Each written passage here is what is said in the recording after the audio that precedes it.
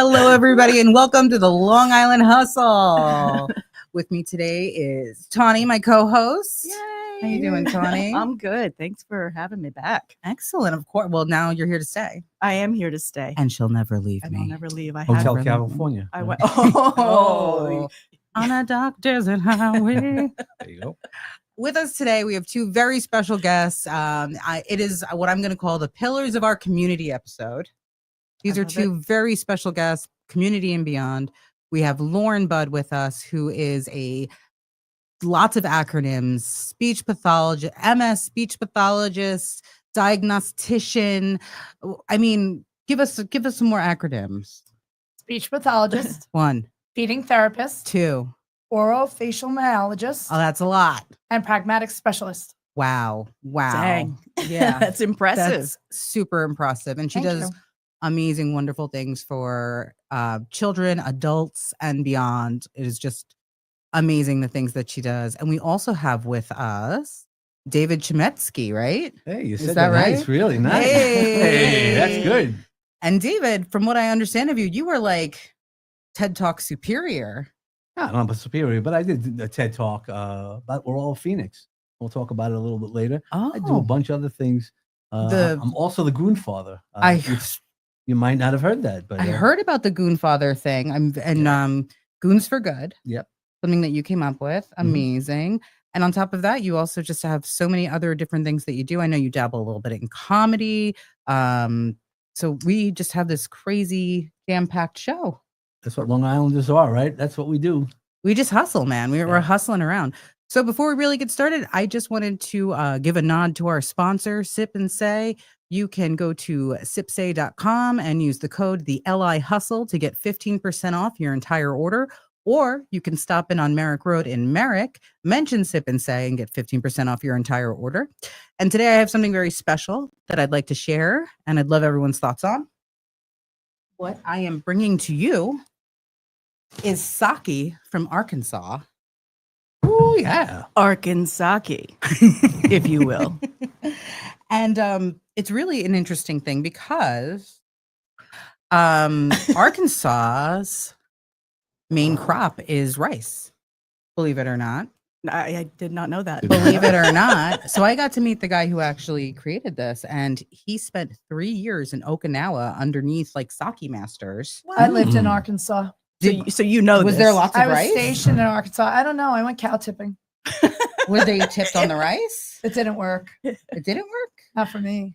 What? I was How too do, scared of the cows. I was gonna say, how do you fail at cow tipping? If you're too you're scared too of the scared cows, of the if you cows, don't- yeah. if you don't attempt to tip the cow. Well, I can tell you, no cows were harmed, at least while I opened this bottle. That's Well, you knew the Okay. story that I almost got sold for the camel. Regale us on that. While I Uh, pour. When I was a flight attendant and I brought the troops over to Saudi during the war, in Saudi Arabia, they like twans. okay. So they asked the captain to take me for the camel. And the camel apparently was worth like $20,000 with one hump. See you, Lauren. Wow. Yeah, I would have. Wow. That's quite a story. I would have had camels. So- Tonight, if you had known, is that what you're saying? If you can get in touch with us, we will gladly. if you have a camel. Yeah, if you have a camel, I have a Lauren Budd for you, David. Arkansas. For you, and this isn't a shooter, guys. This is like a No, sipper. this is a sipper. Yep. But if you Just feel the make need sure. to shoot, go right ahead. So cheers, Cheers. to everybody's Cheers. individual hustle. I don't know if I've ever cheered with a Dixie cup before. This Mm. is awesome. Cheers, Tawny. Tiny little Cheers. dicks. That's why I bought it though for shots. I love it. It's really good. It is good. It's It's a good. nice flavor. It's nice, right? It's not Yeah. too It's very- ugh, It's or not like too alcohol. That's a really, really That's good a technical review. term, right? It's not too. I'm a little bit of a sake sommelier, and it's not too so, but you can really taste the rice, Yeah, you can. It's good, It actually. is good. and it's got a It's sweetness smooth. at the It is smooth. end. It's good, and it's cold. Cold sake is kind of hard to To do. gauge. I like think. hot sake better. I like hot sake better normally, but this is really good. Do you guys indulge in any sake? Sake. I've had sake, but I've never done those. Like, when they scream in the kashi places or sushi places and they go sake bomb, whatever. I don't know what that is. I've never tried that. Have you? I don't like screaming at my If restaurants. it- yeah. Don't scream at me about eating or. What about you? Are you a sake? I like them both. I like hot and cold as times There's a time for everything. True. There's a time- This is true. This is like a summer. There's a song like summer, that, A yeah. summer There's- song. Yeah, but He's- this is nice. After a hot night, it's hot outside, a little cold. Nice. And just to this is their actual origami is what it's called, sake, and you can get it at Sip and Say. I think it's exclusive to them right now. And I was just really excited to meet this guy because I had the privilege of doing that. And now I'm drinking all his sake. All So All right. long live that story. So we'll jump right into it. Lauren Budd, MS, SLP, DCC. You got She- it right. 20 years of all types of speech and sensory therapy in our communities. More than 20 years, actually. More than 20 years. You're showing you don't look like it'd be more That's than 20 possible. years. We're only It's not- 20. So yeah, how I'm can that be? 55. Possible. 55. I'm 55. That's yeah. impossible. I know. Well, right? thank you. Thank you. So what made you decide, this is what I want for my career path. I want to help children with basically anything brain, mouth, there's lots of words here. None that I can say. Clearly. So there's many layers to me. Mhm. When I started going to school, I was not a good student.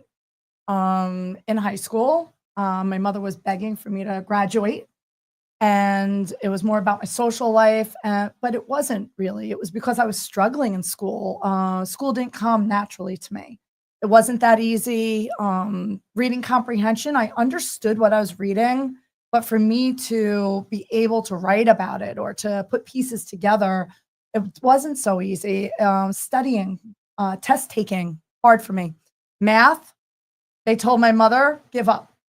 Even after I had like a math tutor, give up on her, forget that, I love our school system. Yeah. They're I was like, just gonna say. you know So- what? She's just not math. Yeah. No, I was not math, not at all. Yeah, me neither. I still count on my Yeah. fingers and toes when I like play blackjack or something. Anyway, so what happened was I went to school for hotel restaurant management. It didn't work out for me that much. I didn't want to go. I went to the culinary classes. I got a measly like 1.0 GPA, and then I think that's failing. it was. It Like, was. But you and- got to start somewhere. And then I was a flight attendant, thanks to my mom guiding me the right way all my life. Became a flight attendant. Then from being a flight attendant, I joined the Air Force. While I was a flight attendant, I was bringing the troops over. So I sort of got a feel of, being around countries where I was bringing people over to go to war. And it wasn't because of that I joined. I really don't think. I really wanted to go back to school. And defending our country, I thought it was a good idea. And I ended up going into the Air Force. I was a cop in the Air Force. And while I was a cop in the Air Force, I decided to study speech pathology. So I studied it, and my background was amazing. I saw things that many speech pathologists out there don't ever get to see. I was in an operating room and saw a cochlear implant surgery. I went to detachment schools that were medical research-based schools. So I saw Lou Gehrig's disease, Parkinson's. I did Lee Silverman voice treatment. I then ended up moving on after I graduated from school at University of Arkansas at Little Rock and Arkansas State University. You do a lot of detachments when you're getting the GI Bill or you're in the military. And then I moved, when I got out of the military, I moved to California. I went to San Jose State University. And then I went to Teachers College at Columbia University. And when I was there, they asked me, how did you get in here? Like, they saw my 1.0 GPA, but they liked my story. It was not the traditional student. It was somebody who had a background in the military, who was a flight attendant, who was pretty worldly and cultured, grew up with parents that were very educated. So I really had a good grounding. And then what happened was I fought to do an externship. And they called it an externship, but it's really an internship. And I worked at Manhattan Eye Throat Hospital when it was around. And there I got to work with celebrities.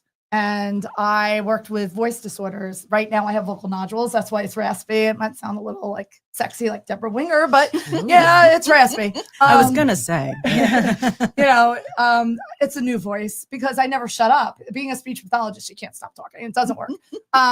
So then what happened was I was working with celebrities and I was working with voice disorders, and I was doing what's called VisiPitch and fundamental frequencies. and getting people to be able to go higher octaves so that they could get a better voice range. And breath replenishment was very important then. My first client that they gave me had Lou Gehrig's disease, and it was such traumatic, disease to watch with ALS and how they progress very rapidly. And this patient, brought tears to my eyes, but I had like ideas of how could I get her to communicate when she's not communicating. And these things were not even out there yet. So I was doing like a ABC chart and having AEIOU going down and BCD, and then the E was the next line, FGH, and then the I was the next line. And she was using the eye gaze to give me spelling of words and music. I was getting her to look at pictures and point to what she wanted in the music and what part, and doing recordings. And the way I thought, my brain worked differently, and I noticed that. So I probably have ADD. I do. Learning disability. I do. Don't we all? I'm probably on the spectrum, the way that I think like in gears almost. Like these kids, sometimes they think in movie picture-like form. But for me, I think about, if this happens, what's the next step? And how do I get to that step? I'm not like at A, I'm already at Z, and then I come back to A. So then what happened was I was working, Melissa Marcolini, I'm going to say hi to you if you're watching. You're amazing. She was my mentor for my clinical fellowship year with North Shore Center for Speech, Language, and Swallowing. And it really, a lot of these private practices, when you do a CFY, you really need to know who you're going to for a clinical fellowship year, because the training is so important that you get the proper training, because it could be sink or swim. And I was swimming with her. I was not sinking. She was an amazing mentor. She looked, out for me, but I was a very strong candidate. Like I came in with very strong skills and a mindset and motivation and determination. So I saw geriatric patients, but then I tended to start going into the NICU unit a little bit. I was working with pediatrics with feeding tubes, and I took that on after Melissa trained me a little bit. She was amazing with me. I met some fascinating people. And then there were ENTs that I was involved with for my own self. I had a deviated septum. I dealt with ear infections. I have a son who now is 25 years old, and he's been my anchor with everything that I've done in my life. Out of experience, it helped me, portray that to other people and my experiences. So then I decided that I really liked the medical field, and the feeding was something that I just took to. And most people can't stand saliva. They can't stand, the different things that come with a mouth. However, I always found it fascinating. I was always about teeth too. Like if I'm going to date a guy, they have to have a good smile and good teeth. Like forget it. You're out the door otherwise.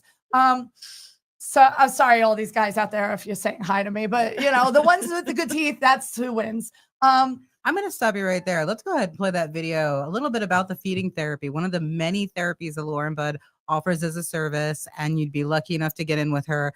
She is absolutely, what do we say? Your bazooka? Cray. Cray. They're going out of control. Out of control. So let's go ahead and play Lauren's video, and we'll be right back. If your child has difficulty eating, you should be speaking to me. I could work on desensitizing the behaviors behind the eating and de-escalating them. How do I do that? I look at the foods of your child's palate and proprioception.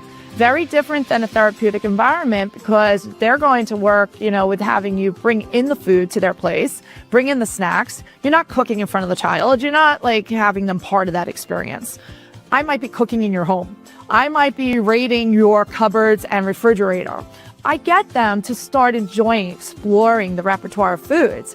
And I start with their palate, where they're at today, and then I increase it. So you see the success, you see their happiness, you see that their energy level is different. And then I go into the nutritional value. And then they're able to eat at restaurants and go on vacations with their family. And some families have even offered to take me on vacation with them or move in. They want me to move in their home. What made me want her to continue working with my son was the rapport right away. And within 5 to 10 minutes of the session, he was trying things with her. So right then and there, I knew she was special. Lauren has been working with my son because we're doing them separately. We started with him and he ate a handful of green beans. He ate meatloaf. He's eating corn and mashed potatoes. And we're seeing big improvements with him wanting to try things. She connects with him. She is just doing a great job. I think one of the biggest primary areas that I depend upon, Lauren, is these children that are struggling to feed. You know, it could be babies that are struggling to bottle or breastfeed, children that are struggling with solid food feeding, and that can be a whole range of things. But her understanding of what's going on, whether there's a physical issue going on, a neurologic or what we call oral motor issue going on, she can pick these things apart and help a child to feed and progress. Parents are like, how are you going to make my kid eat? Now, I play with the food, I desensitize, but I also have a very systematic approach that I do with the children, and it's not the traditional approach. And come see me, and then you would really understand it even more so.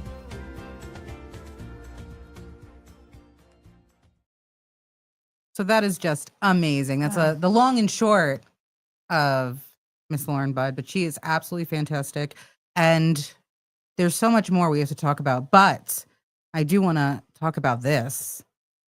There's this book in my hand called The Sensory Child, A Systematic Whole Body Approach to Feeding, Communication, and Regulation that you had written, that you had in your head for weeks and months and needed to get out, and you got it out finally. You can find it on Amazon.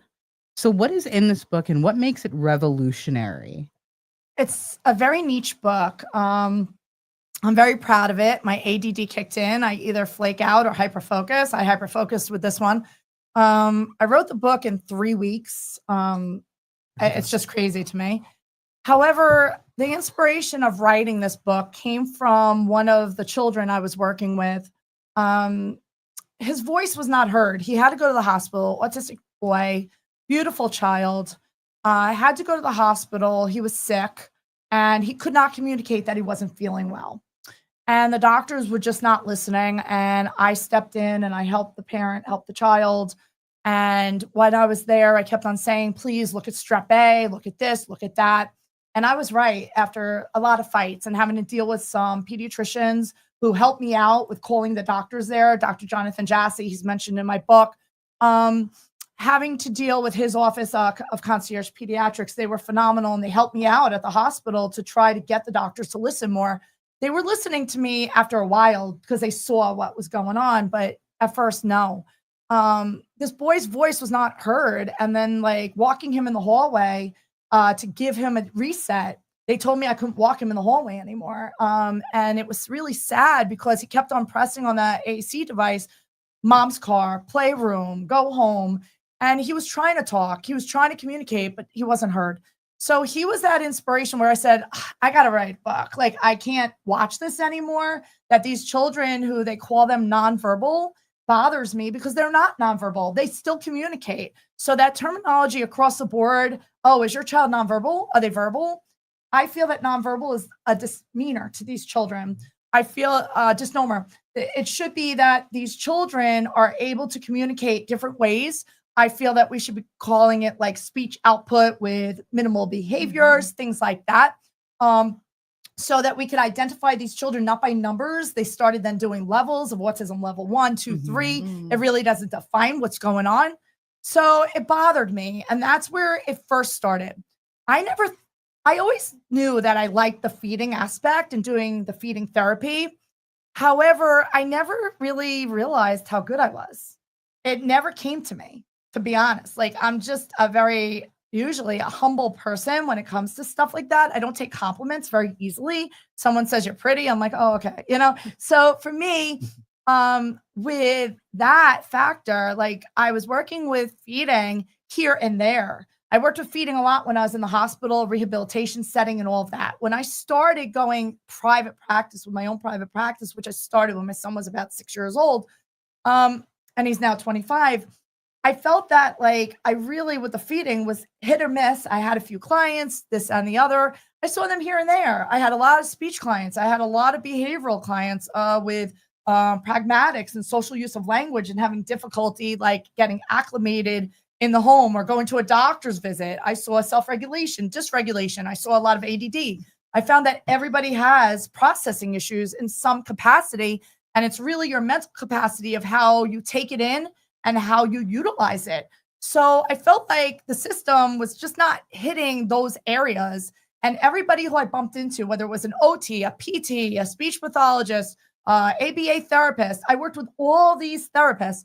Everybody was complaining in different ways about how this wasn't being said or done. This wasn't being said. And then the schools, they look at it a certain way, and the sensory component is so missed. They don't have sensory rooms from the very beginning for these children unless you're in a BOCES setting. Why does it have to be that? If a kid has a behavior, okay, it's not addressed unless you have ABA therapy and you're autistic.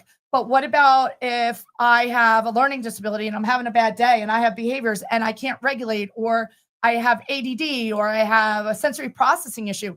Now, sensory processing is not even recognized in the United States. So some doctors are starting to diagnose with sensory integration, sensory processing, but they're using it because it's a medical code under the DSM-5, but it's still not recognized here in the schools.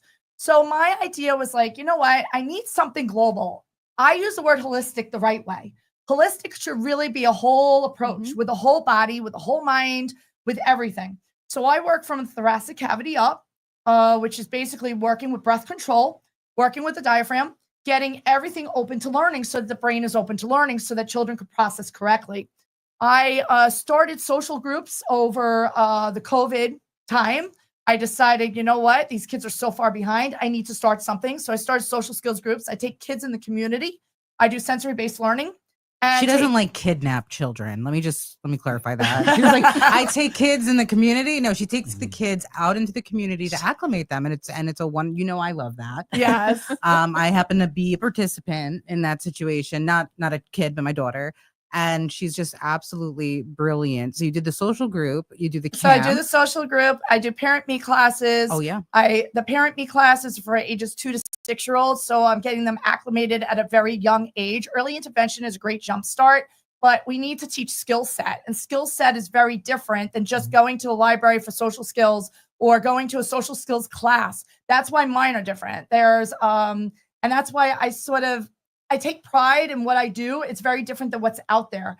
There's also my camp. I have social sensory camp. It's a camp-like experience. It's not a real camp, but I make it camp. I go to White Post Farms and I'm making a whole camp on the playground there. They're looking at me like you're nutso. And like all the typical development kids are coming in wanting to play with us. And I'm doing magnetic water balloon play. I'm doing it all.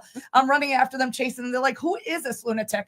So the book, it really has contributions here about some doctors that I really take pride in knowing.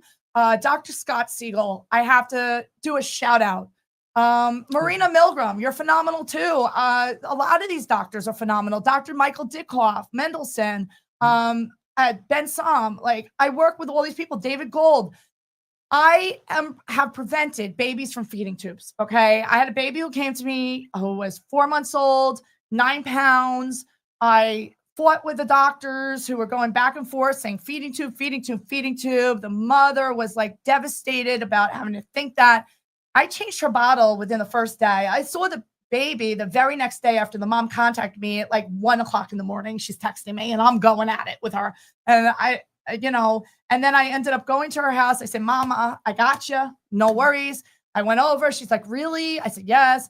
Changed the whole bottle system. I went to a teat feeder, which is a slower feeder for the baby. I noticed that there was a tongue tie, lip tie, cheek tie. We ended up going in to Dr. Scott Siegel immediately within that first 3 days, that I was there. We already had an appointment. Darlene Pomper, wonderful. She works there. Kelly, wonderful. Great team. They're amazing. Seamless. Okay. They make it seamless, very calm and collected. And he's renowned. I want to be Scott Siegel in my day, 15 to 20 patients a day. Like that's awesome. So now I go there with my client for free. Okay. And right now I've been doing it for free because to me, I'm a support for the client. They're paying enough money to come get my services. So why am I not going to give something of myself for them? Oh. So I go as a support for free. I go to dentist's office, Glenn Ehrman, phenomenal. Marina Milgram, phenomenal. And I go to these dentists and I go there because I want the children to know that they're safe. They're with me. They've already met me. They know who I Mhm. am. And then Well, I'm not just, I have to interrupt, not just children, it's the parents the too. parents too Mhm. Who that need get that the support. support. Right. System, yeah. Yeah. Right. And then the doctor, I'm a face for the doctor. So now there's no conflicting information. We're talking medical lingo and we're on the same page. So then they know me, they know my clientele, they see how much I care, they see the empathy, they see the passion behind me. I don't like that word intense, Jen, but I'm a very direct approach person. Some people could take it, some people can't. I'm not always everybody's cup of tea, but these parents have been coddled for so long and been told different stories that they want to hear. I don't fudge it. I tell it how it is. And I'm going to see it for face value so that you could get somewhere someday. If you want to believe that this person could do this or whatever and try this approach, but you see it's not working for so long, why wouldn't you try that direct approach? Even Right. if you're not thrilled with that, more direct person, maybe it will work. So even your daughter, she started talking. She came That's home true. from camp and said, "Love you, mommy," for the first time. And you had Yep. tears coming Oh, down your wow. face. Yep. Oh, Yep. wow. And this is a child who wasn't talking. Yeah. She's now talking. Jen put a TikTok out there. My Mhm. ASD child, nonverbal, Lauren, Asperger's Go. And my child is now talking and it got over 6K views. It was This is crazy. true. So the Awesome. book really came from an interdisciplinary guide. There's many doctors mentioned in here. Dr. Donna Geffner, phenomenal. She's the she's biggest wig for speech pathology, audiology. She does all the kappa vowels. She has the most clout in, all the school districts too. Can I tell you my favorite part of the book? Probably chapter 5 about me, how I became a diagnostician and what made me tick. That's obviously it's about you. Or maybe the chapter about your daughter No. and the picture there. That's of a her? good picture. Okay. But my favorite thing about this book is that each chapter has a case study. And that Yep. case study correlates with the book. So it gives you the familiarity. Familiarity, yeah. Familiarity. It gives you Familiarity. that it brings you in, and it's an easy read. It's not, this is for caregivers, for healthcare professionals, Educators, parents. anyone who wants to learn and see it on the ground floor, the ground up. And this gives you, like I said, the case studies are fantastic. Yeah. It names doctors, and Lauren is at the forefront of sensory processing disorder. She's at the forefront of feeding disorder as we know it today. And also in the book, it also mentions something called Renew. And Oh, I don't yeah, mean yeah. renewing your license. This is Yes. something different. Okay, so Jessica, hi. Thank you also for that. So Jessica called me. She has a son who was diagnosed with this disorder that's a rare genetic disorder that just got discovered by scientists in the UK. And they invited me to be the authority of feeding at this conference in New York for New York. It's going to be at the Long Island Marriott. Renew, all these families from around the world are coming here who have never met one another. And the children, there's about 40 children coming, about 100 families. And then Jessica asked me to be part of this conference. There's a chapter in my book regarding this disorder. The children have autism. They have intellectual disability. Their vision impaired. They have feeding issues, and saliva control is really a big, thing for this community of Renew and population. So I wrote this book, but I have a chapter about this inaugural conference on a chapter dedicated about Renew and more about it, about the genetic gene that was a dark gene and, what testing needs to be done. I don't want to reveal all of it. I would love for people to read the book. Go to Amazon. Yep. Look for the book. And then also it's on my website of Asperger's Go, Mhm. is my name of my company. Now, what happened was with this conference, now they're going to have me be doing a webinar access in the fall for all of the families identified with Renew. So these children who were diagnosed with it are coming here because they went through the clinical trials and it was discovered. However, now I'm trying to get it more known because people here don't know about it. So now hopefully this conference will make people more aware, and awareness is everything. And then hopefully, the doctors will pair with me and everyone will know who is working with this saliva control, straw therapy, and different skills. I mean, I had a boy who, you know, was choking on water in a pool, and I figured out how to get him to stop choking. And I think they call that drowning. Right. he wasn't. He wasn't. He I'm wasn't. assuming that He But he was wasn't the choking case. on the water because his valving mechanism wasn't closing Right. off. So his nasal cavity and oral cavity were one cavity. And he had what was called VPI, which is a rare find that no one really noticed, all these doctors. And I was the one who identified it. And I sent him out to Joel Portnoy, residence doctor, phenomenal doctor who works with velopharyngeal insufficiencies and dysfunctions and is well known for it. And he confirmed that it was true. So I've had a child with a feeding tube. I got her off of a feeding tube. Mhm. That child who I thought might need the feeding tube, well, they thought might need the feeding tube. I said, no way. She did not get a feeding tube. She graduated from feeding therapy within like 6 to 9 months and is eating and doing phenomenal. And all of this information, resources, compacted into this little book. Well, it's not that little, to be honest, but it is available in hardcover, which I would recommend. It is available in soft cover. There's a possibility of an audio book coming out.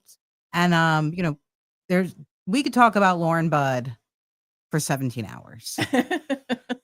I think that would be it, right? 17 hours? Maybe. Maybe a little minimal. more. That's minimal. That's I Probably think just scratching the surface minimal. at that point. Yeah, Just scratching the surface. But this book does say so much about her background and about how she is at the forefront of these things. And honestly, we can't. I get appreciate calls you every enough. day, Jen, for feeding. Like Yeah.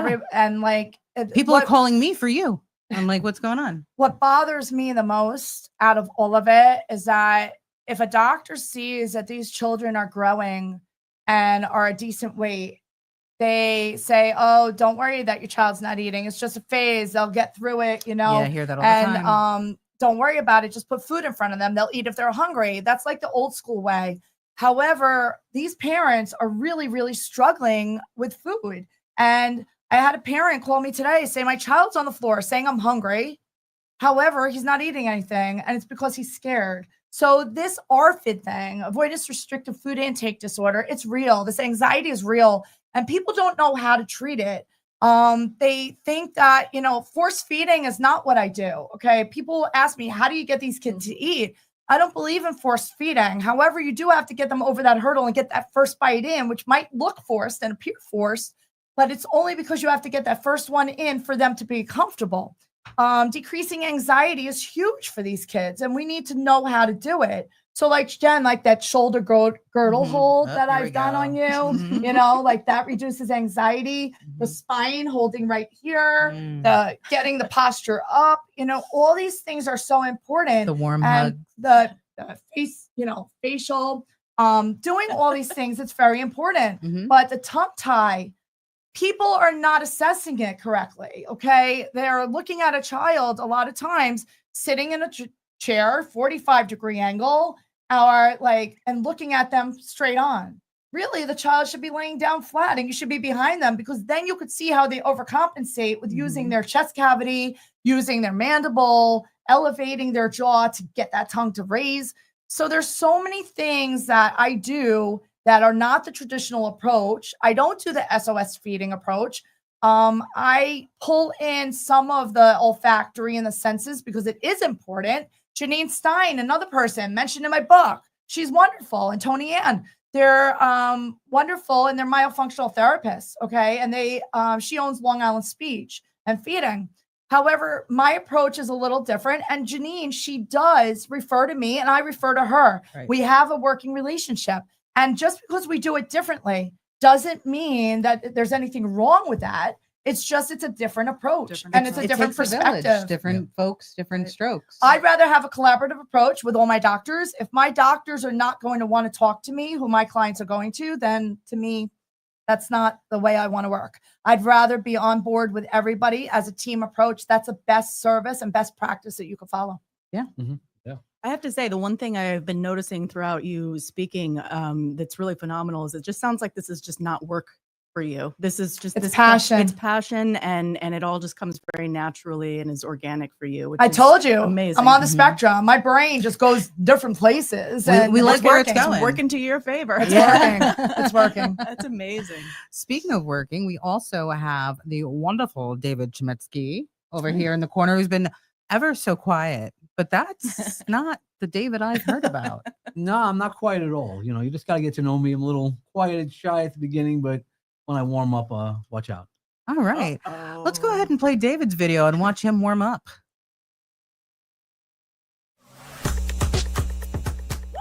Everyone, please welcome to the stage Mr. David Chemetsky.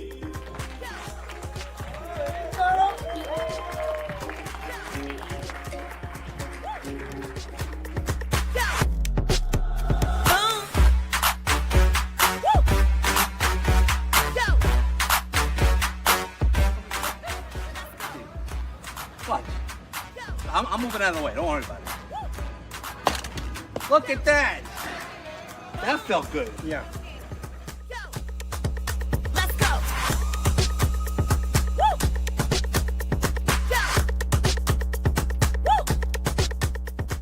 Here's our Commissioner of Charity, Dave Sharansky. And then I kicked the milk crate out. And then I was like, all right, well, I guess the only thing that, besides my bathing suit, my dignity was going to be lost at sea that day. I decided to walk out, and the lifeguard comes running over to me. What are you doing? What are you doing? Are you okay, lady? It's Christmas time!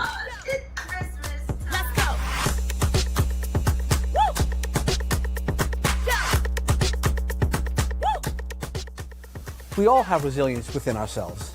And because no matter what or who you are, you've overcome something. And you didn't believe that you could overcome.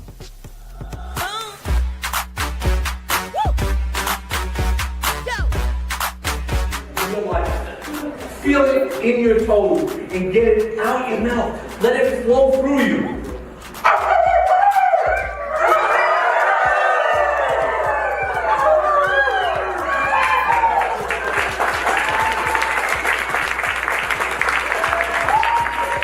That's all I've had for tonight.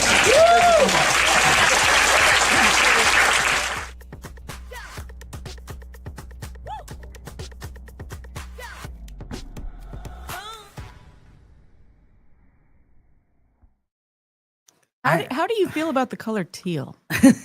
I like it a little bit. Okay. Yeah, I'm still thinking about it a little bit. Considering. Yeah. I'm almost speechless after that reel. That reel like really tickles me in the Yeah. hard spots. It's got enough kitsch. It's got enough straightforwardness. It shows the seriousness of your TED Talks. It shows the diversity of the things you do at the charities.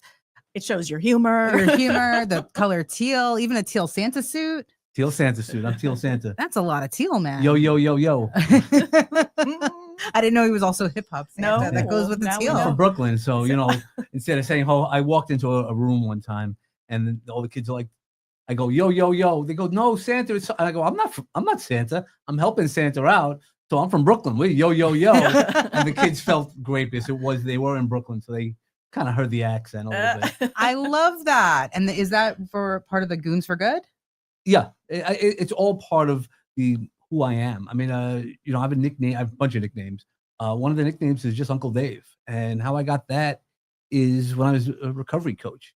So we were up in Albany. It was recovery day, and what they do is they usually bring up all these people for all the Thrive out in Hauppauge and here in on Old Coachy Road.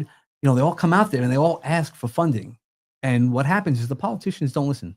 They don't. You know, there's horrible stories. Long Island. I mean, we're sitting here in Massapequa right now, which was traditionally the #1 overdose death capital for the longest time, but nobody wanted to talk about that because it's those people. But those people actually were our people, right? It's that Long Island people, and it was really not about the opioids. It was about the guy who had hurt his back, and that's what set him up.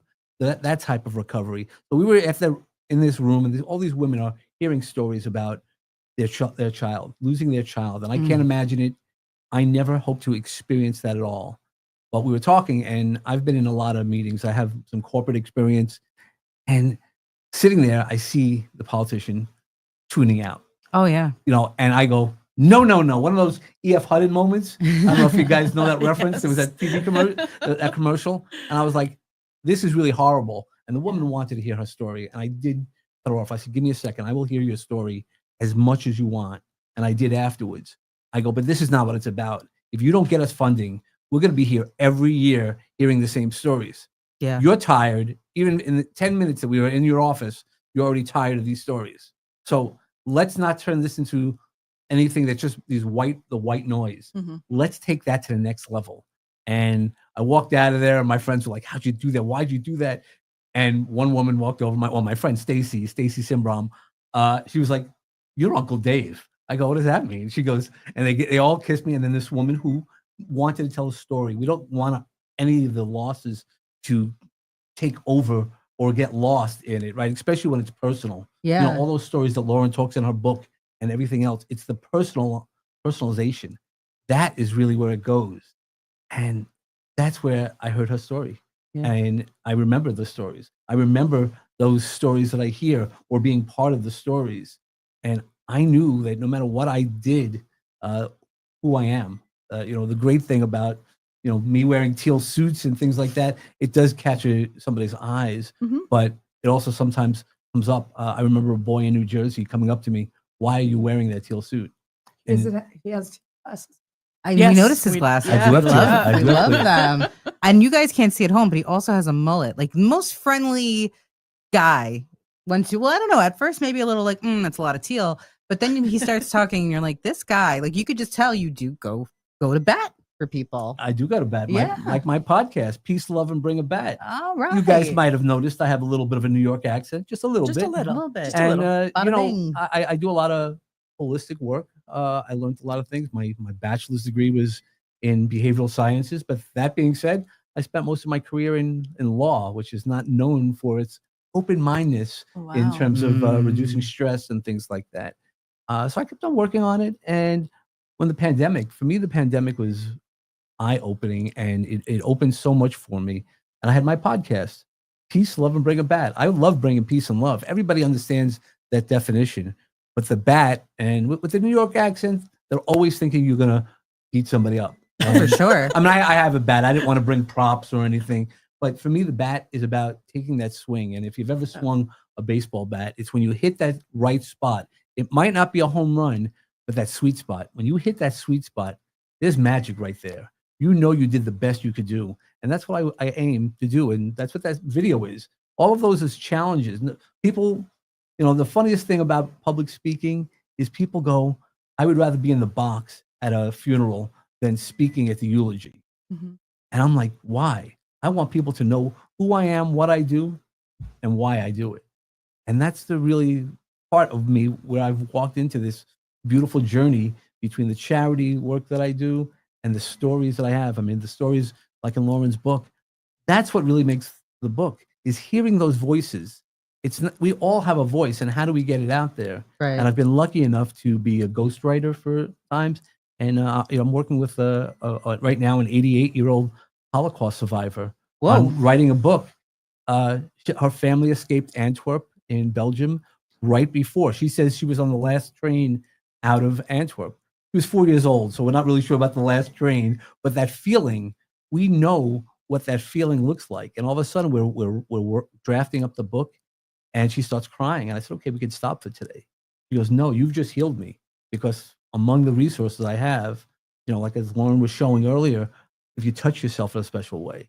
So that's one of the things I always joke about. I go, hey, I'll teach you how to touch yourself in a special way and make you feel better.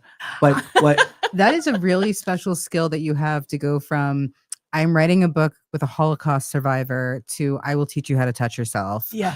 In the same like two sentences. Same breath.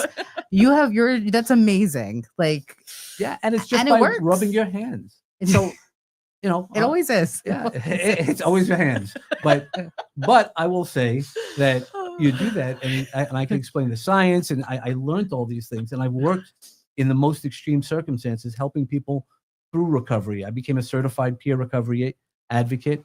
So I sat with people in that darkness. I've been in my own darkness. So I understand that darkness. I mean, I'm sure we all have stories that brings us that darkness. And how do you get out of it? You need that light. You need that journey. And that's where my mentoring practice on the path. And how did you get into doing a TED Talk? Well, I knew I had a story. I have lots of stories. And at that time, it was just a few months after my suicide attempt. And I was told during that time that it's not my time. I have to go back and tell my story. And I didn't know what that really meant, but I knew that I wanted to stop people from being in that darkness and living in that darkness. And I said, okay, let me start applying. I learned how to apply. I knew I could speak. I'd been doing Toastmasters. I'm a DTM in Toastmasters. You were doing Toastmasters like at real Toastmasters. Yeah, really? Yeah, Wow, that's I think that's like, the best thing. If anybody wants to join there's some great on Long Island, some great clubs. I know. I think they're typically male clubs, though, aren't they? No, they're not. No? Yeah, there's Oh, that's actually a more. There's actually misconception. more women in the clubs. Oh, Men know it all. We know how to talk, and and things like that. But it really is. Toastmasters is one of the cheapest ways to start to get used to speaking and how you move forward. And using that, I was able to do that, and I became a DTM, which is Distinguished Toastmaster. It's the highest level, and blah blah blah blah. The idea is you still have to get up on the stage. yeah. And getting up on a stage is the scariest thing. And anybody who tells you, I don't care, I don't mind getting up on a stage, then you don't care about the audience. Right. So each one of those pictures, when I was on an audience, there's a little bit of nerves. And I talk about it as get ready energy. Mm-hmm. It's not just about getting scared to talk about it. Because most people, if I give you one-on-one, you'll talk your ear off. Yeah. But they don't want in front of other people because of what society tells them, who they need to be, how they need to be. You're being yourself. You're being your most authentic self. And that goes back to my bat. Being authentic today. That's what the bat means, is being authentic. When you're being your most authentic self, there is a power in knowing that's who you are in that teal suit. That first time I walked that teal suit, I was like, I knew people were going to look. And now I'm just like, I don't care. I've walked through hotel rooms. I've been on stages with a few thousand people.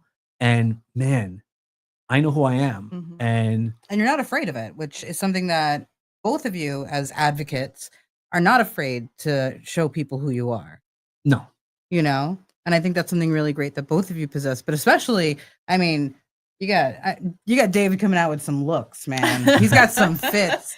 And I think it's a good icebreaker, honestly. Yes. When I asked you, how long, Jen, did it take me to write the book? Because you were part of the manuscript. You helped me.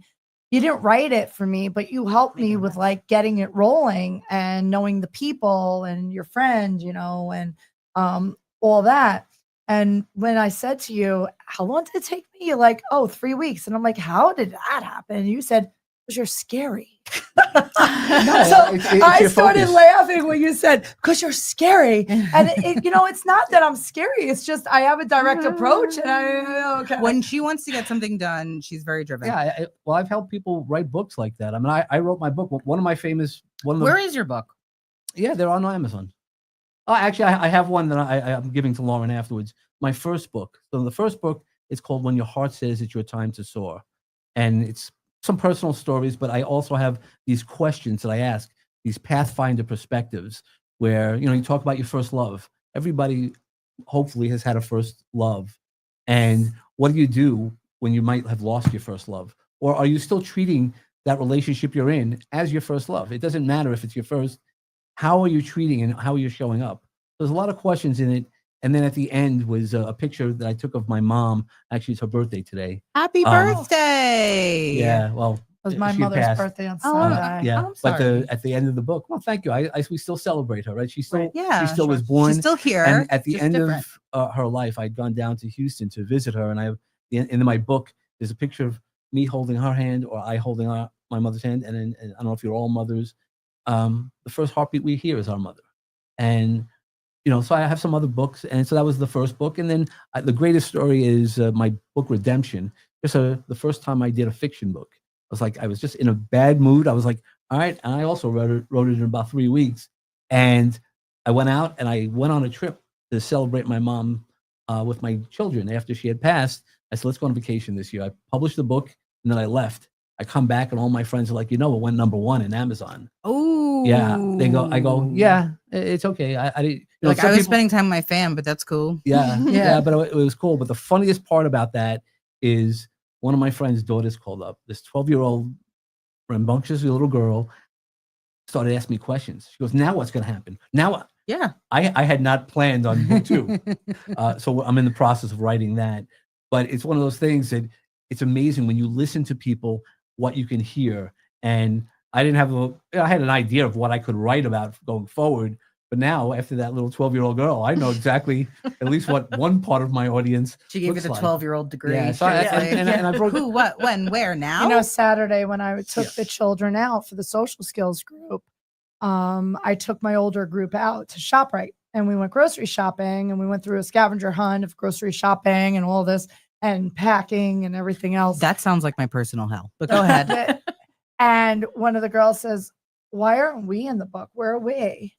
And I said, I guess I have to write a second book of Another my book. older children then. Yep. So there might be a second one coming. So, David, how many books do you have? I have 4 books out of comic book, which a comic book is not as easy as it sounds, especially when you do it at a high level. And I you- can't do the drawing. Nope. You nope. didn't illustrate No, it? Okay. I struggle on that straight line. I'm a photographer, so I love taking so in my first book, that When Your Heart Says Your Time to Soar, all the photography in the book is mine. Oh. Check that out. But then I have 2 other books. One that's called Mimi's Quilt, about a grandmother and a granddaughter sitting making a quilt tied to family stories and giving that little generational wisdom. And then the last book that I wrote also is The Motorcycle Sage. Again, a grandfather sitting kind of at a late night, I guess, fire pit with his granddaughter, giving him some stories of his motorcycling career, but also some, again, generational wisdom. You know, there's a lot of things we do, how we learn, as Lauren was saying about using our sensory, is how we learn. We all learn differently. We hear the stories differently. We experience things differently. When we can tap into those other areas, that's where we do it. That's why I don't want to say schools fail, but schools only teach the old way of doing things. One of the things that I love about everything you've talked about, and I see a theme here, that in order to look forward, you have to look back. 100%. You have to take things with you, and You have to know where you have to know where you where came you've from. been. That's why when people talk to me today, they're like, "Oh, I haven't spoken to you in so many years. You know, you're different." Like even my friends, even my close friends are like, Has the hair changed? "Well, I started growing the mullet a couple of years ago, and I got teased when I was playing. Don't ever change it. But I've got so many compliments. That's what I'm saying. And I'm like, I'm happy with it. When people go, "Oh, that's stupid," Who says it's stupid? So I was on a softball team. I played, one of the stories that I have is tied to the charity is, played softball. And a lot of the guys were like, "Oh, look at that long hair. What are you doing?" I go, "You're all jealous because you're the same age I am, and it's over 40 league, and you guys can't grow hair. That's you guys it. have lost your hair." That's it. I go, "Hey, it's fine, man. I love it. It's my strength, and I really like it. There's a lot of good uses for my long hair." And it's I like it's it. iconic, and it goes with the teal, and it's It's a different. good look. It makes you a character. Yeah, For sure. yeah. You know, and I People think remember that's that. what people want. They want to meet a character. You want to meet somebody who is dynamic, who's 3D. Yep. And you're in 3D, baby. For sure. In 3D. I'm in 4D. I got it. Yeah. So you did the TED Talk, Goons for Good, which I'm assuming the Santa was part of the Goons for Good. Santa's, I tie it in when I can. Okay. But Santa is just an everyday look. Yeah. You're like, that's just my Wednesday teal. Yeah, no, I actually, this Saturday, so how it ties into the Goons is I get opportunities to speak and I come in and like this Saturday, I'm speaking at a conference that's called Christmas in July. It's about this woman who she's raising money for her passions and who has an incredible story, Elena Rodriguez. And, there's so much power in it. And I love teal. So if I'm going to be different, it's either go small and you can stay small, or go big and go home And be a signature. Yeah, I mean, that was the hat I was going to wear. I have a hat that I was going to bring in that when I did a comedy show. So we raised $1,500 for the Mount Vernon Food Kitchen. We had some in Westchester, and so I had a hat. But then I walked around and I passed the hat. I said, "Look, if you feel, given to give, great. If you didn't, you already paid for your ticket. Thank you so much. Whatever's going to happen." I said, "But I want you to sign the hat." And that was what I was going to show you.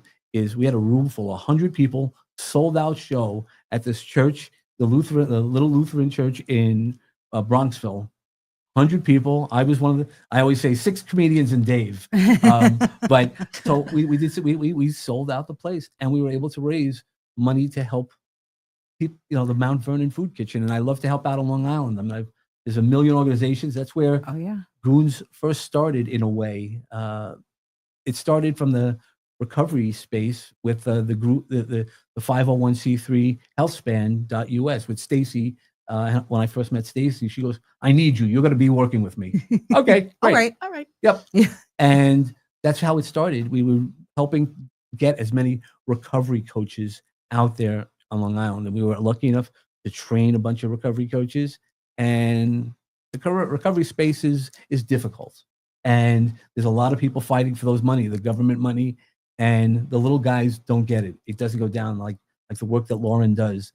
The little people that don't hear it, right? The doctors just want to rush into the feeding tube, like you mentioned earlier. They'll rush to the quick answer. It's not always the quick answer that'll get you the long win. Yeah. And we started that way. And then when Stacy's husband passed away of cancer, he was like, "I can't do this anymore." He goes, "But you're the only person in the world that can do it." I go, "All right, it's going to be a Goons." And she goes, "All right."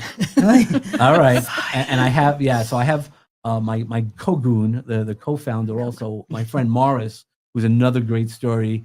He grew up Orthodox Jewish. He's now a Lutheran pastor in Westchester. So that's why I spent some time in Westchester. We're the Goon Parade, man. We go out there and we, again, so after I speak to Elena at this conference, which is going to be at it's going to be online. I'm going to be doing it live from a baseball stadium in New Jersey because I support people with disabilities. So Disability Dream and Do is an organization, D3. It's a D3 day. That sounds like Mighty Ducks to me, but I love that. Yeah. D3, everybody thinks that Mighty Ducks. But so these guys are mighty in their own way in that they help. And it's the 3 of the most interesting guys. Doug, who runs the organization, he just runs all day long. But the 2 interesting stories that are there is Dave Clark, the only professional baseball player to play on crutches. He had polio as a child. Wow. And he was like everybody else, like Lauren. Fine, but like what level of baseball? Professional baseball. He actually there's levels. I'm just kidding. He's actually the only live owner of a Negro League team, the Indianapolis Clowns, and he was a coach for the Swedish team, the real Swedish baseball team at the Olympics. If you Google Dave Clark, he sounds like a really interesting dude. For sure. And then there's Dave Stevens, who was born without legs and also played professional baseball with Darryl Strawberry.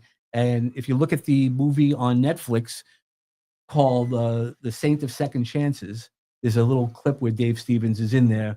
And Darryl Strawberry, the famous New York Yankee ball player, credits Dave Stevens for motivating him to get back into baseball and having that passion that you need to be at that ultra level. They were playing in the field in St. Louis, in St. Paul, and here he is, Dave Stevens, not without legs, playing professional ball because that was the idea of that team. Everybody deserves second chances, learning from those second chances. And while he wasn't going any further, Dave, but Darryl was also getting out of his own substance abuse, and now he has a beautiful career in helping in recovery and in the gospel. And that's why it is. You meet these people. I feel sometimes like I'm Forrest Gump. You know how Forrest Gump was like just lucky. You just bounce. You bounce Yeah. into people and you just bounce into opportunities. I mean, one of these opportunities that still to this day breaks my heart. But it was great that night. The story of Nico Vigoletti, who a lot of people on Long Island might know, and we haven't heard about Nico in a while. He had passed away. But that night that I was as commissioner of charities for that softball league, and we brought him out. He was coming out, and he came in. We got an ambulette coming out there in front of 1,000 people to tell everybody, no matter what you do, keep pushing. If he's going to keep pushing, somebody who had a rare lung disease, that is going to tell you exactly what you need to do. Is just keep pushing, finding resilience. And since you did mention about my TED Talk, yes, it's which all is very cool. It's all about being that phoenix within ourselves, that resilience, and knowing no matter where you are in your ashes, you're going to soar and you're going to fly. And bringing your baseball bat. And bringing that bat. Doesn't hurt.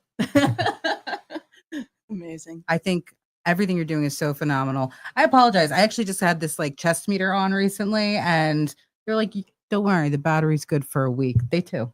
Yep. They too. They're like, It's dying. It's Oh, dying. It's dead. that's- It's dead. So if I die, now you know. And there's no monitor to tell But us. at least I'm here with good people, you know, and I think that's what it's all about. Dave can do my eulogy. I could. for You sure. could, and it would be amazing. He doesn't know anything about me. He would be like, that girl wore purple. It was great, but it would be like more charismatic. I hope. Well, I'm sure. I'm sure. I'm sure I could do that. I'm sure. Yeah, Yeah, yeah, I I'm think sure I could do a could. little bit better. Yeah. I'll come up with something better than that. Yeah. So where can we find out more about you? Because there's so many different things. Is there like a link tree with everything about you do? Like where can we I always find say more look about for David Shemetsky. There ain't Okay. too many of those out there. You So know, we're looking for you we're- on Facebook or Facebook, Instagram, LinkedIn, or look for goonsforgood.org. Somebody stole the .com, and it's a hockey. It's also a charity. So I don't want to, but they only keep it local. We've done things all over the country where we just want a bunch of goons. So I'd love you guys to be goons. And I learned a new meaning of goons, which we won't go into now. But the idea is that we all could do something. This when I learned how to be working in the charity space, we might have heard this small organization called Make-A-Wish. Yes. I found the guy who made Make-A-Wish, and I became friends Oh, and a nice. mentor to Frank Shankowitz. And he said, what you have to do is exactly like what Lauren's doing, is showing up and letting people do stuff. They might not have money, still let them show up and figure out, do things. That's why here on Long Island, I collect cans. I don't want the money. I help Pink Cans for Cancer and William Anthony Dean, and they have a great organization based in Garden City. So there's so many small connections. There's all the big organizations. You've made a big one here. Tony actually works for the Long Island Crisis Center, Pride for Youth. Oh, I did that as well for a little Yeah. while. Really? Yeah, I did. As like a volunteer? Or- Yeah, I okay. volunteered. I was going to be, I guess, that next level, and then I got pneumonia, and they were like, "You disappeared." I was like, "I was in the hospital with pneumonia.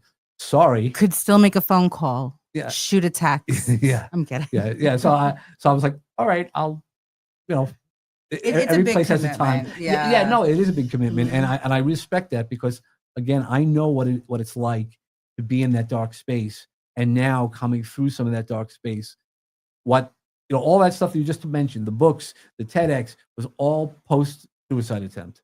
All of that is because I knew the right resources, like Lauren was talking about earlier, using your right resources. Most of us have that ICTA disease, I call it. I know that already. I could do that. I know it already. Thanks. I don't need to be told I like anything. that ICTA.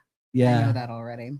Yep. And it's really about applying the knowledge. No matter what we're doing, we need to apply it, move it, and talk about it. And that's really why I'm Uncle Dave. Uncle Dave. Uncle Dave. So make sure you're looking up Uncle Dave. And where can we find you, Lauren? Everywhere. Everywhere. I'm all over Long Island. I go to Queens now. I've in Manhattan. I have a client now in Brooklyn. So I'm really seeing people all over the place. But if you want to look me up to find out more information, my website is Asperger's Go. Asperger's Go was developed because of my dad. They wanted hospice. They wanted feeding tubes. I said no. I got him out of the hospital eating within 3 days. He came out seeing burgers. He has dementia. However, he had a UTI, and I knew it was not a feeding disorder, and I kept on fighting with the hospital. And when he came out, I said, if you think I'm making a restaurant, you're out of your mind. Come up with a name. So he said, Burgers Go, and said it just like that, And I said, you were the English teacher. We need another word. So I said, Asperger's Go. So he said, okay. I didn't even think about Asperger's because Asperger's is not even part of the DSM-5 anymore, with high functioning autism. So I said, you know what? Okay, we have Asperger's Go. Driving to a social group, I go into a print shop and I say, hey, do you do domains? And they said, we do. And they said, what is it? I said, Asperger's Go. They said, are you a restaurant? I said, no. They made me 3 burgers with logos with like smiley faces. That's very cute. I took it. I didn't know what it meant. I throw a birthday party the very next day for my father. And when I threw that birthday party, everyone's like, oh, Lauren, you should be an event planner. I said, you guys are all crazy. Not happening. I said, I do not do well with creativity and art and things like that. It's not happening. I didn't think that I had a creative side to me, but I guess I do. And then what happened was a photographer said, why don't you let this business blow up? I said, what business? I don't have a business. All I have is a name, Asperger's Go. I don't even know what it means. So she said, do the Merrick Street Fair. You're brilliant. You'll figure it out. So within 2 months, I ended up doing the Merrick Street Fair. I started birthday parties to special needs and all abilities. I started making sensory goodie bags, which people buy from me. You've bought a bunch of them for your class parties, and people still contact me to this day because they have fidgets in them. They're easy to buy. They're simple. They're not, choking hazards for the children. And these kids love all the sensory goodies. And then I started making slime, which I have a sensory issue, and I can't stand touching it, to be honest, but I don't act like that. But saliva's okay. Yeah. Saliva's okay. She's like And- cookies and saliva all Yeah, day, baby. all day long. And Slime. I've had kids vomit on me. I've dealt with it all. But I end up Weird making, kink. I make slime. I do mosaic tile paintings with kids. I do all that. So I I've thought you were done a gonna say lot with of the slime. fairs. I do everything. So for me, people can find me on my website. It talks about parties. I'm pulling back a little bit from the parties because I'm so busy with the You just don't clientele. have the time. I'm one person. I'm doing it all. I do have some staff that works for me as program assistants. They're phenomenal. Hi, Katia. Hi, Heather. So they're, I have wonderful people. Jen worked for me, helping me out. She helped me put together my business, tighten it up, and increase the clientele and revenue. It was awesome. But right now, I'm very busy. I do have some people on a wait list depending on location where they are. I still have a couple slots to pull people in. But you also have groups too. And I do have social groups, and I have the camp. So there's many different ways to go about it. And if you're on a wait list, then what I offer now so that you could get off the wait list is get your feet wet, a social feeding class. So I start social feeding class because feeding and socialization are so important. And it's just another piece that children need to learn. And sometimes they learn from being around the other children that now I know how to eat. And that is a personal thing that's very important to me because we need to generalize the skill and be able to get these kids into the community so that they can feel comfortable going to a restaurant, going to a dentist's office, going to a doctor's office. So I do transition therapy too. And I bring kids out to the doctor's offices and dentist offices, and we do exploration of that so that those kids, we do slow steps where we could get them closer and closer to the doctor so that they could go in and be okay and be desensitized with their anxiety. So, and now people call me and they're like, do you work with adults? I do work with adults too. I will not say no to working with an adult, but right now my clientele, majority of them are the pediatric community and So adolescents. if you guys want to get in touch with Lauren, please visit aspergersgo.com. You can also find her on Facebook. And Instagram. Yep. This week you can, in August, I have a comedy show coming up. We could show the flyer real quick. If you want to see me, you can also just find me on Facebook. I have a dinner show coming up. That'll be in Freeport. And where can we find you, Tani? You can find me at You can find me. You can find me anywhere. You mentioned it before. I'm with Long Island Crisis Center, so you can find me at longislandcrisiscenter.org. I am the associate executive. We're here on her show. Yeah. We're here on So her we have a show. little bit of a sense of humor here. I can't thank you guys enough for coming on the show. This is definitely my Pillars of the Community show. Thank you, Jen. And as Thank you. always, And everybody right the here, buy the book. It helps promote and it also helps children with special needs and all abilities. And it's very important that we get it known out there to the doctors and the community what's going on. And it really starts with your pediatrician. So if you could start talking to your doctors, and letting them know who I am so that I can help out some more families. That's what's important. Just spread the word. It takes a village. it takes a village. Just one bite at a time. One gentle bite at a time. That's how you eat an elephant. The finish line. And we've made it to the finish line, guys. Thank you so much for joining the Long Island Hustle. Everyone have an excellent week. We'll see you in 2 Bye, weeks. everyone.